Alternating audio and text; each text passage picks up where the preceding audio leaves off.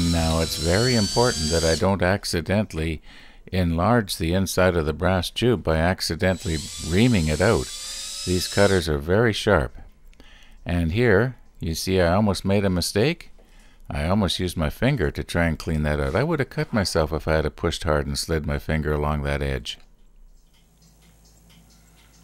Now, even though that cutter is almost the same size as the inside of the brass tube, I'm still sort of plowing out any excess residue that I can see there.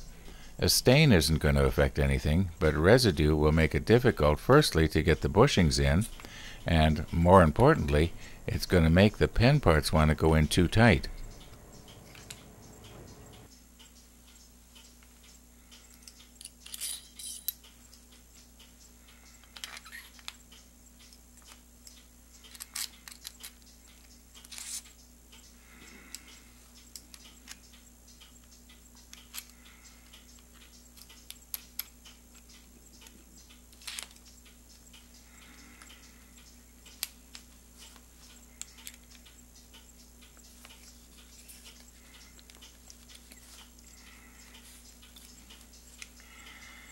Now, one of the viewers made a suggestion, and he was saying, why don't you make it octagon shaped and just sand the corners down?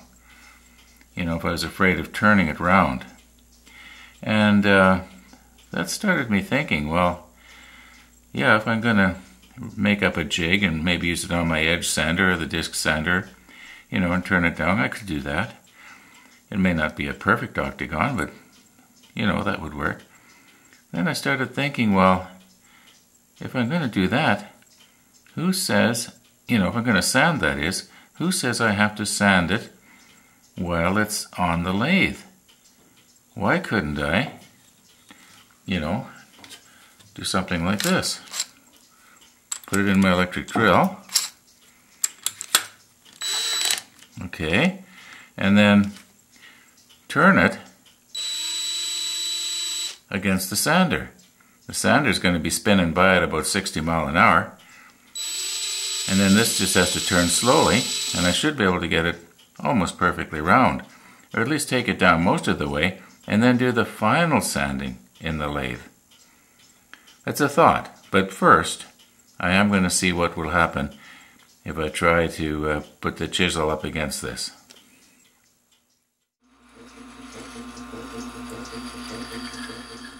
As I mentioned in a previous episode, I want my cutter, in this case my scraper, to be as sharp as possible. And this is the best way I know of doing it. There might be a better way, but I don't know about it.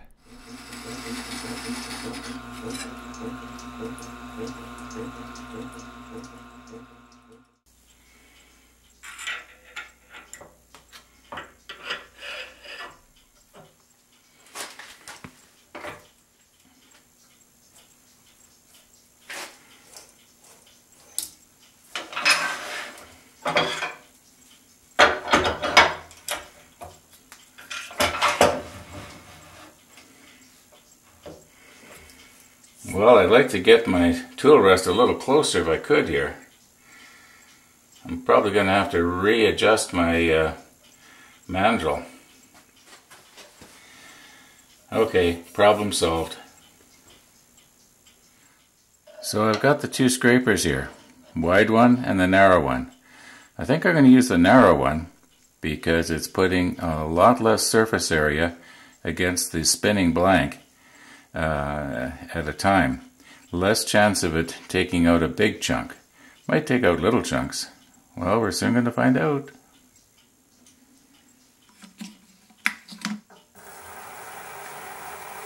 I'm going to go for about 1500 RPM.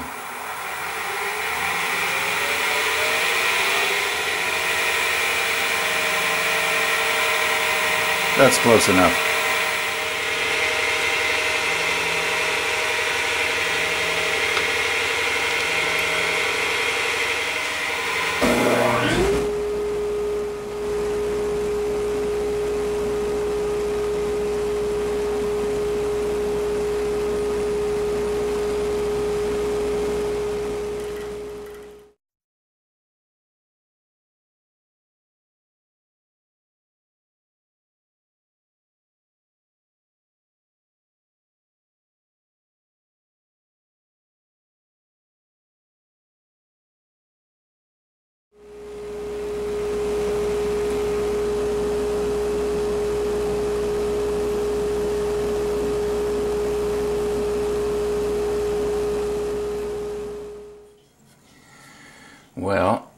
obviously I'm going to have to use the sanding method.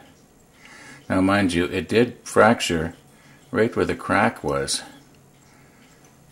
So that may have had, been a contributing factor to it, but just the same, I don't want to risk it on those other two blanks. They're the only two good ones I got left. And the third one does have a crack, but anyway, I'm going to do the sanding method. I'll try that.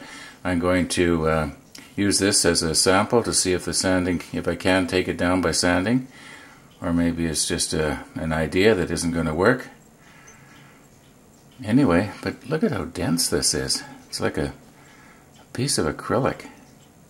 And I haven't even begun to, sand it yet.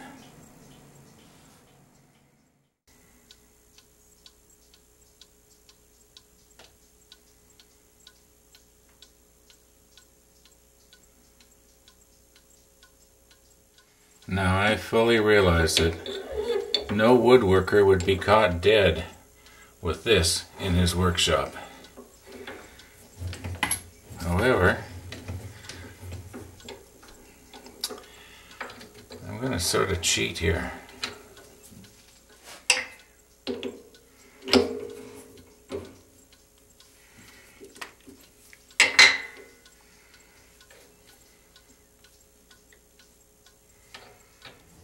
Now this little cutter is razor sharp. I sharpened it myself and got it angled especially for wood. Probably work in metal too. Anyway, the idea is that I can micro adjust everything, and I can do a much more steady job using a machine like this than I can holding the scraper with my old unsteady hands. So I just want to try this. Now I realize that these videos are very unscripted and a little bit disjointed at times, and I edit them as I go along. So it may seem that I'm changing my mind a lot. Well, that's probably because I am. Anyway, I'm going to try this first before I try to sand this down.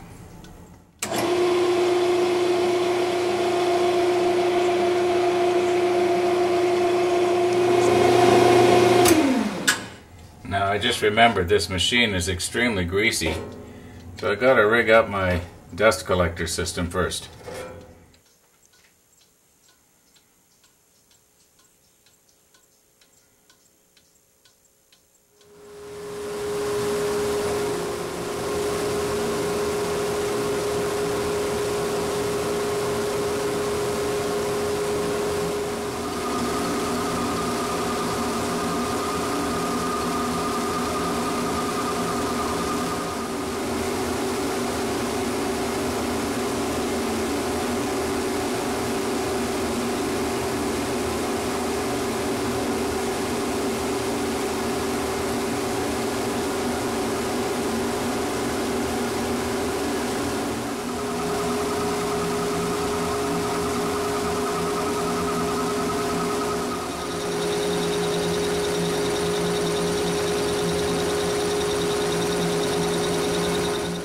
Well, on the second last pass here, that piece that was broken actually broke right off.